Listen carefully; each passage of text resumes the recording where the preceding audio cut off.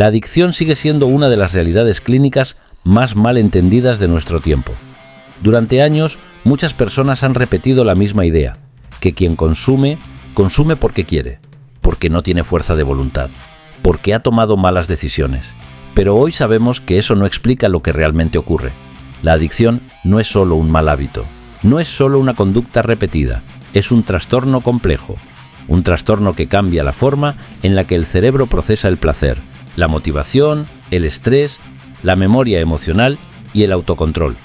Cuando una sustancia o una conducta adictiva entra de forma repetida en la vida de una persona, el cerebro empieza a reorganizar sus prioridades. Lo que antes tenía valor empieza a perder fuerza. La salud, la calma, la familia, el trabajo, incluso la propia dignidad. Y en su lugar gana terreno una urgencia nueva, la necesidad de consumir, la necesidad de repetir, la necesidad de aliviar algo de forma inmediata. Esto no significa que la persona no vea el daño. Muchas veces lo ve perfectamente. Sabe que está perdiendo, sabe que se está destruyendo, sabe que lo que hace le perjudica. Pero saberlo no basta. Porque la adicción altera precisamente los sistemas que permiten frenar, valorar consecuencias y sostener decisiones a largo plazo. Por eso, reducir la adicción a una cuestión moral no ayuda. No ayuda a prevenirla, no ayuda a tratarla y no ayuda a que quien la sufre pida ayuda a tiempo. De hecho, muchas veces ocurre lo contrario. Cuanto más se juzga una adicción, más vergüenza siente la persona. Y cuanto más vergüenza siente, más se aísla, más oculta, más tarda en pedir ayuda. La clínica muestra algo muy claro. Detrás de muchas adicciones hay dolor, hay trauma, hay ansiedad, hay vacío, hay impulsividad, hay soledad y hay una gran dificultad para regular el malestar sin destruirse por el camino. Por eso, hablar de adicción con seriedad exige dejar atrás los tópicos. No estamos ante un simple vicio, estamos ante una alteración profunda del cerebro, de la conducta y de la forma en la que una persona intenta sobrevivir a su propio sufrimiento. Para entender una adicción, hay que entender qué ocurre en el cerebro. En condiciones normales, el sistema de recompensa responde a experiencias que favorecen la vida. Comer, vincularse, descansar, lograr objetivos, sentir placer natural. Pero el problema aparece cuando una sustancia o una conducta activa ese sistema de forma mucho más intensa, más rápida y más artificial de lo que el cerebro está preparado para manejar. Aquí aparece una palabra muy conocida, dopamina, pero hay que explicarla bien. La dopamina no es solo placer. También participa en la motivación, en el aprendizaje y en la forma en la que el cerebro decide qué es importante. Cuando una persona consume una sustancia adictiva o repite una conducta compulsiva, el cerebro puede registrar esa experiencia como algo extremadamente valioso. Y si eso ocurre una y otra vez, se crea una prioridad patológica. La sustancia, la apuesta, la pantalla, el consumo, la conducta sexual compulsiva empiezan a adquirir un peso exagerado. La persona puede saber que le hace daño, pero su cerebro ha aprendido otra cosa. Ha aprendido que eso alivia, que eso calma, que eso compensa, que eso importa demasiado. Después aparece la tolerancia. Lo que al principio producía un gran efecto, con el tiempo produce menos, y entonces muchas personas aumentan la dosis, la frecuencia o la intensidad. Pero hay algo todavía más importante. Con el tiempo, muchas personas dejan de consumir para sentirse bien y empiezan a consumir para no sentirse mal. Ese cambio lo modifica todo. Ya no se busca euforia, se busca alivio, se busca escapar del vacío, de la ansiedad, de la irritabilidad, del insomnio, de la angustia. Además, no solo cambia el sistema de recompensa, también se alteran sistemas relacionados con el estrés, la memoria emocional y el control ejecutivo. Por eso, ciertos lugares, emociones, personas o recuerdos pueden disparar craving, incluso después de mucho tiempo. El cerebro aprende asociaciones profundas, aprende que una copa relaja, aprende que una apuesta desconecta, aprende que una pantalla distrae del dolor, aprende que una conducta repetida puede convertirse en refugio inmediato. Y ese aprendizaje no desaparece solo porque la persona quiera cambiar. Por eso el tratamiento no consiste solo en dejar de consumir, consiste en reconstruir la capacidad de frenar, regularse, decidir mejor y soportar el malestar sin actuar impulsivamente. Cuando hablamos de adicciones en 2026, ya no podemos pensar solo en alcohol, heroína o cocaína. El mapa actual es mucho más amplio, más complejo y más preocupante. Siguen siendo muy relevantes las adicciones a sustancias clásicas: el alcohol, el tabaco, el cannabis, la cocaína, los opioides, las benzodiazepinas.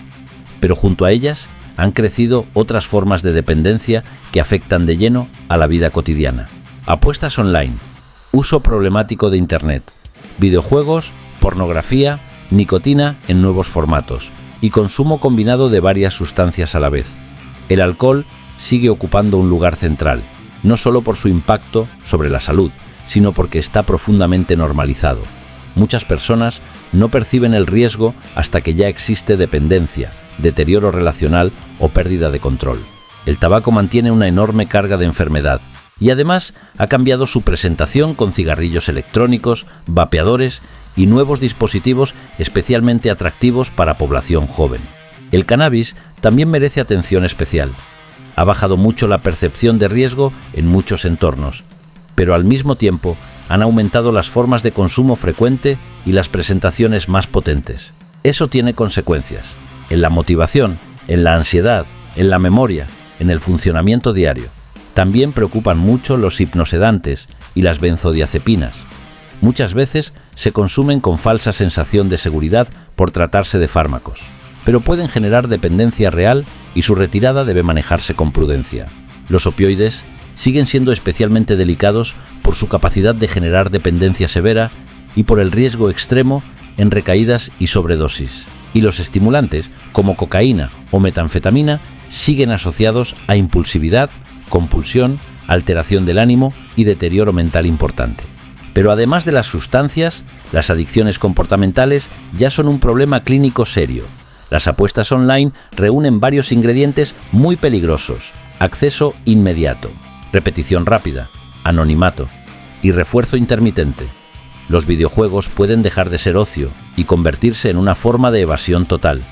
Y el uso problemático de Internet y redes sociales introduce otro fenómeno: la hiperestimulación constante, la incapacidad para aburrirse y la necesidad de alivio inmediato. El problema de fondo siempre es parecido. Cuando una sustancia o una conducta se convierte en la vía principal para regular emociones, escapar del malestar o anestesiar la vida, el riesgo adictivo crece.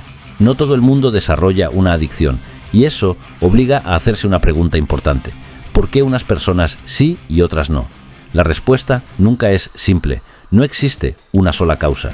Lo que existe es una combinación de vulnerabilidades biológicas, psicológicas y sociales. Entre los factores más frecuentes aparecen la impulsividad, la búsqueda intensa de sensaciones, la baja tolerancia a la frustración, la dificultad para regular emociones, la ansiedad, la depresión, el trauma, la soledad y el estrés crónico. También influyen ciertas historias familiares, ambientes con consumo normalizado, escasez de límites, poca validación emocional o modelos donde el malestar siempre se evita, pero nunca se procesa.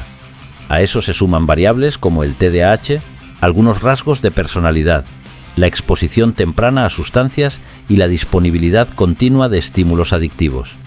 Pero hay una idea todavía más importante: muchas personas no consumen solo por placer, consumen para apagar algo, para bajar la ansiedad, para dormir, para desconectar, para dejar de pensar, para dejar de sentir, para llenar un vacío. Ahí es donde la psicología de las adicciones resulta esencial, porque ayuda a entender que detrás de la conducta adictiva suele haber una función emocional. La sustancia o la conducta no aparece de la nada. Aparece como una solución rápida, una solución destructiva, pero rápida, y en muchos casos la única que la persona cree tener. En este contexto, la abstinencia se convierte en uno de los momentos más duros. Cuando una persona deja de consumir o intenta frenar una conducta compulsiva, pueden aparecer síntomas físicos y psicológicos muy intensos: ansiedad, irritabilidad, insomnio, fatiga, vacío, craving, nerviosismo, tristeza, anedonia. En algunas sustancias, además, la abstinencia puede llegar a ser médicamente peligrosa. Por eso dejar una adicción no es simplemente proponérselo, La persona no solo lucha contra una costumbre, lucha contra un cerebro que ha aprendido a depender de esa vía de alivio, y lucha también contra un cuerpo que protesta cuando pierde aquello a lo que se había acostumbrado. Eso explica por qué el tratamiento debe ser serio, estructurado y muchas veces sostenido en el tiempo. La recaída es una de las partes más dolorosas del proceso y también una de las más mal entendidas. Muchas personas la viven como una derrota total, como si todo el esfuerzo anterior hubiera dejado de valer, como si el tratamiento hubiera fracasado, como si ya no hubiera nada que hacer. Pero clínicamente no funciona así. La recaída forma parte del cuadro en muchos casos y debe analizarse con inteligencia, no con castigo. Una recaída no siempre significa falta de compromiso. Muchas veces significa que todavía existen detonantes activos, emociones no resueltas, contextos de riesgo, déficits de afrontamiento, soledad, trauma o una falsa sensación de control. La recuperación rara vez es lineal. Puede haber avances, retrocesos, momentos de mucha claridad y momentos de gran vulnerabilidad. Lo importante no es idealizar un camino perfecto. Lo importante es construir herramientas para que una caída no destruya todo el proceso. En algunas adicciones, además, la recaída puede ser especialmente peligrosa. Por ejemplo, cuando una persona ha perdido tolerancia y vuelve a consumir dosis parecidas a las de antes. Ahí el riesgo físico puede ser muy alto. Por eso cada recaída debe tomarse en serio, no como una simple falta de disciplina, sino como una señal clínica que obliga a revisar el tratamiento y reforzar la protección. Frente a esto, los tratamientos más eficaces suelen ser los que combinan intervención médica, psicológica y apoyo social. En algunos casos, hay fármacos que mejoran claramente el pronóstico. En otros, el peso principal recae en la terapia psicológica y en estrategias conductuales muy bien estructuradas. La entrevista motivacional ayuda a trabajar ambivalencias. La terapia cognitivo-conductual permite identificar disparadores y respuestas automáticas. La prevención de recaídas enseña a detectar señales tempranas y actuar antes de caer del todo. Y el trabajo con trauma, regulación emocional, autoestima, vínculos y proyecto vital resulta decisivo en muchísimos casos. Al final, tratar una adicción no consiste solo en lograr que una persona deje de consumir. Consiste en ayudarla a recuperar la capacidad de elegir, de sostenerse, de pedir ayuda, de confiar y de vivir sin depender de aquello que durante mucho tiempo pareció imprescindible. Hablar bien de adicciones exige cambiar también la forma en la que la sociedad mira este problema. Todavía existe una tendencia muy fuerte a dividir a las personas entre fuertes y débiles, entre responsables e irresponsables, entre sanas y rotas. Pero la clínica muestra otra cosa. Muestra personas que en algún momento encontraron en una sustancia o en una conducta una vía rápida para aliviar algo que no sabían manejar. Muestra cerebros que aprendieron una solución inmediata. Una solución dañina, sí, pero inmediata. Y muestra historias donde el dolor, la vergüenza, la impulsividad, la soledad o el vacío acabaron empujando a una conducta repetida hasta perder el control. Por eso una parte esencial del tratamiento consiste en devolver dignidad sin eliminar responsabilidad. Comprender una adicción no significa justificarla, no significa negar el daño, no significa quitar importancia a sus consecuencias, significa entender que humillar no cura, que simplificar no ayuda y que juzgar no previene. La recuperación no depende solo de dejar algo, depende de construir algo nuevo, nuevas rutinas, nuevos vínculos, nuevas formas de regular el estrés, nuevas maneras de habitar el tiempo libre, nuevos motivos para sostener el esfuerzo. Si eso no se construye, el vacío que deja la conducta adictiva puede ser tan intenso que la recaída se vuelva mucho más probable. Aquí la psicología clínica tiene un papel central, no solo para reducir síntomas, también para ayudar a reorganizar la vida, recuperar sueño, orden, hábitos, salud física, relaciones, autoestima y sentido. La adicción rara vez llega sola, suele convivir con ansiedad, depresión, problemas familiares, deterioro laboral, vergüenza profunda y una enorme erosión de la identidad. Por eso el mensaje final debe ser serio, pero también esperanzador. La adicción no es un simple vicio, no es una rareza y no es un problema lejano, es una realidad humana, clínica y social de gran magnitud. pero también es una realidad tratable.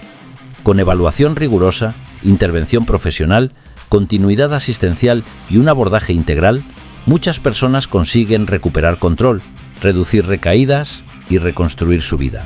Y esa es probablemente la idea más importante de todas. Hay personas que no necesitan que les digan que están mal, eso ya lo saben. Lo que necesitan es que alguien entienda por qué no pueden salir solas. A veces, la adicción no es amor por una sustancia o una conducta, es una guerra perdida contra el propio sufrimiento. Y mientras muchos siguen llamándolo vicio, miles de personas siguen hundiéndose en silencio. Haz que este mensaje llegue lejos. Compártelo, porque cuando una sociedad comprende mejor la adicción, también aprende a prevenirla, tratarla y salvar vidas. Suscríbete para aprender más sobre salud emocional cada día.